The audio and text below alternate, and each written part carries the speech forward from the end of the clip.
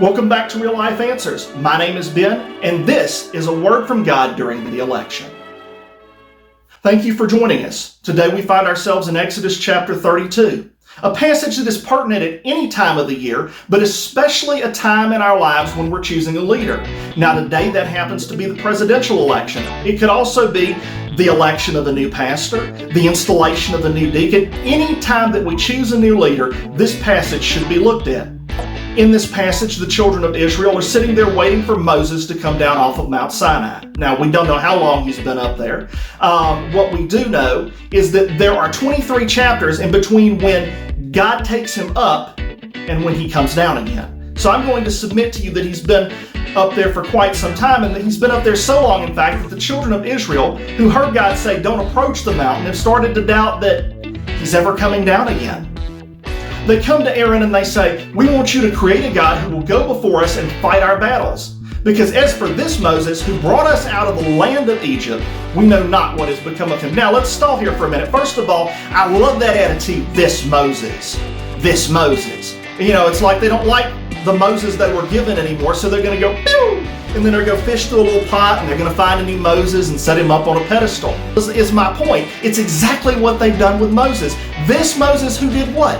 Brought them out of the land of Egypt. Now, Moses didn't bring them out of the land of Egypt. God brought them out of the land of Egypt. God is the one who's responsible for where they are. But yet in the middle of all of this, they begin to doubt that Moses is coming down. They have placed all of their faith in him, and so they begin to think, well, we need to have a physical something that goes before us to represent what we believe in. The reason that this is important is there is a very real parallel in the New Testament to that. You see, whenever Jesus' work on earth was completed, he ascended up into heaven. And he said, one day I'm going to return just like you see me going. I'm going to come back and set up my kingdom on earth, and all of the wrongs that you see around you will be made right.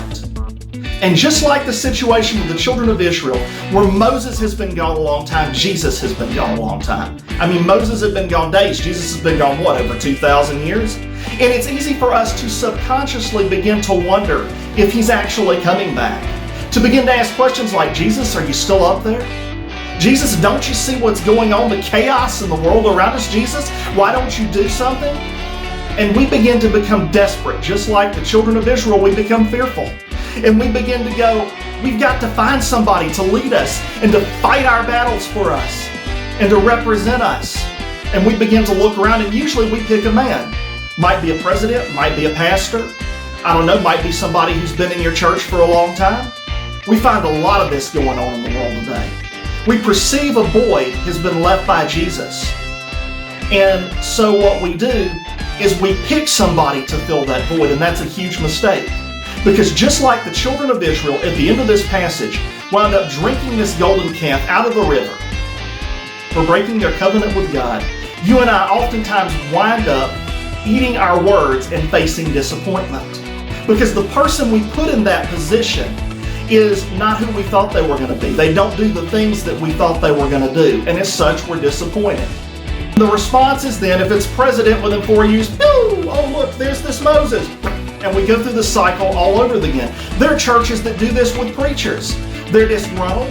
The preacher they've got, well, the church isn't growing like they think it should be, and so-and-so was unhappy with the sermon he preached, and so, and they start looking for a new Moses, and they set it, and they're disappointed again. Because see, the fact of the matter is, so long as you and I place our faith in what we can see, we're going to be disappointed. Especially in people, because they're men, they're going to fail. What you and I need to do instead is do what the Apostle Paul told us to do, and to remind one another that the Lord is coming again.